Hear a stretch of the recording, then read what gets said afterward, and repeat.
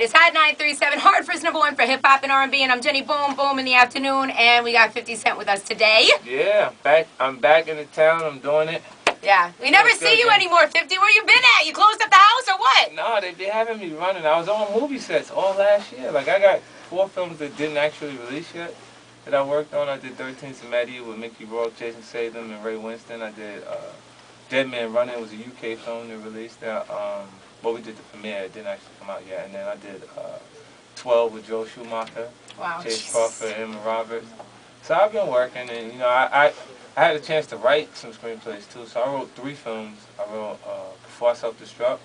Oh, okay. Which is my directorial debut, and they'll get a chance to see it within my album packaging.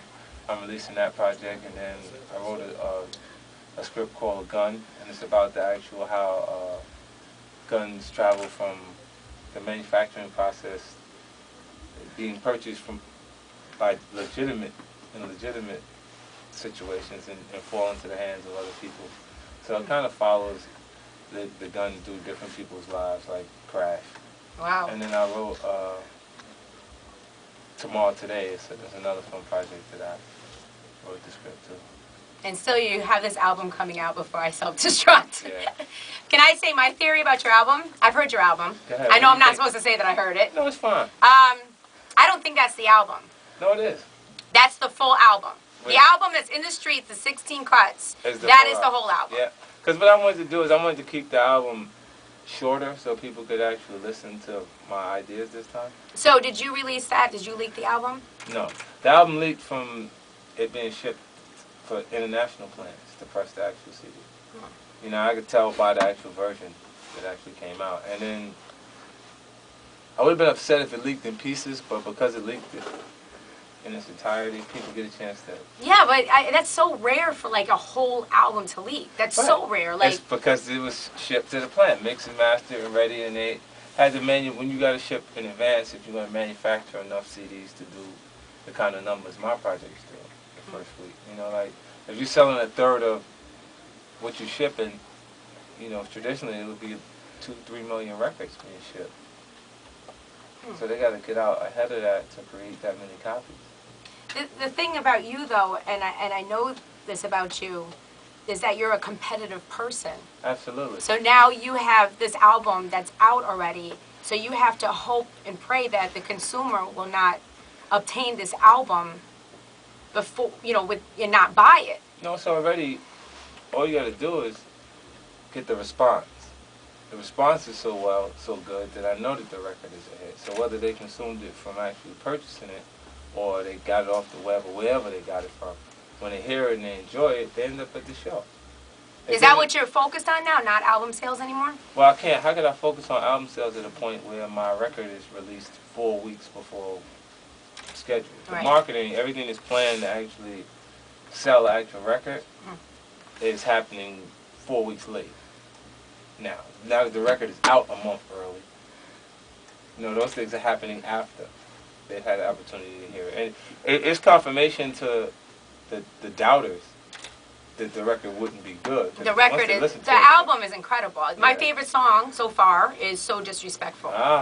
Where I thought, and I actually spoke to Nelson earlier about this, I thought at first I had to bring it back like 8 times because I thought you took a shot at Jeezy, and I was like, Jeezy, what's going on? and what you said about Jay at the beginning. Yeah. That he won't respond.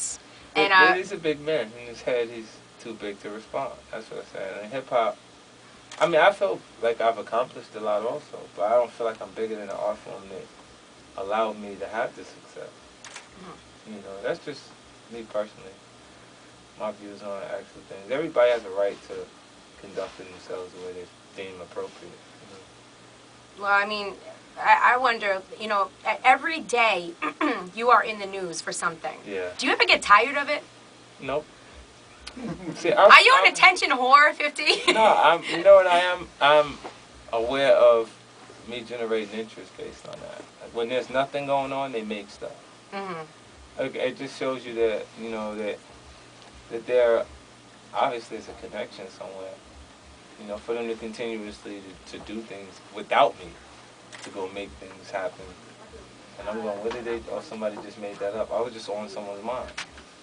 So, first of all, I have to ask you, what's happening? Why Kelly Rowland? Kelly, that was hot. Like, that was a good idea. It was a surprise. Yeah. I ran into Kelly at the Latin VMAs. Mm. I was there performing with Winston Yandel. A song we did together called Mujeres in the Club. They actually nominated for a Grammy for that record. And I saw her and I was like, yo, I wanted to see if I could actually get her to come, because she was on her way back to Miami. And I didn't want to ask her on the spot, so I just asked for management, you know. Yeah. And then I got them and was like, yo, I really want to do it with her, let her come out to do it, and it worked out. Yeah, well, Baby by Me, that's a dope song, a dope video. You saw the video? Yeah. I'm excited about it. I think everybody's gonna like even the song, but sometimes the visual enhances the song. Oh, well, I like the song anyway. Right. But you know, I really believe that, honestly. Like, I think Neo is a genius when it comes to singing hooks. You know, Neo is more than a great singer. He's a talented writer. You know, and because, I mean, at some points he's got to know when to just do what someone else offers. Because his habits are to only sing what he wrote. But sometimes it's cool to take a hit. Right. You know what I'm saying? Like if someone else wrote the chorus, or it's like I just made that move with him. Right. Because I wrote the record and it was a hit the way I wrote it. But you knew I knew that he would, it would be hot. You see what I'm saying? So at the same time, when I could be at a point where you have that growth and you say, you know what, I'm gonna take it. Let's do it your way, because it'll work. Because I'm listening to it and I'm like, this is hot too. It's not what my idea was, but this is hot too. Right. You know, and he might find himself at that point at some point in his career.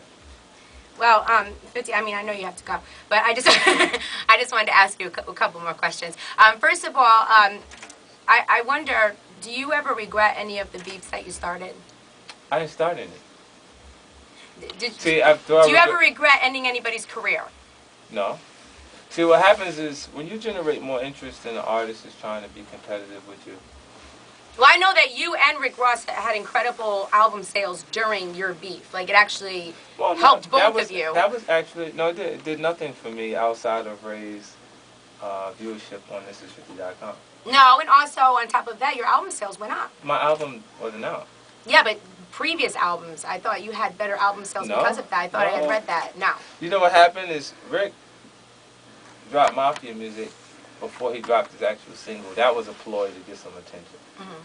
And I knew what it was, but I didn't mind competing because I knew it would destroy him. He'd feel that spotlight for that time period, and then when I move on to something else, he's in the dark. It's the same situation I went through with Fat Joe. Like, we're competing during Blood in the Sand. He's going off saying all kind of stuff while he's getting ready to release his record. I released a mixtape the day his record released and have more downloads of a free CD than his actual CD that's being marketed and promoted by a major record company. Then following that, the next album that comes out sells 8,300 copies because no one's paying attention. I'm busy competing with Rick. Now, after Rick Ross' album comes out, and Def Jam spent twice the marketing dollars that they spent on Rick Ross to get the same results they got on Jadakiss. And they released Triple C's, and he sells 4,000 copies in Japan. Yeah, I heard that. Wow. That's crazy. That's the death blow. When I hit them with the death blow. Well, I think you predicted that, didn't you? Like 2 weeks ago? They're looking for him to just die right in front of them when I hit him. It's like the Chinese internal bleeding type of situation. Boom! 6 months later, watch what happened. The next CD they drop, you see the damage.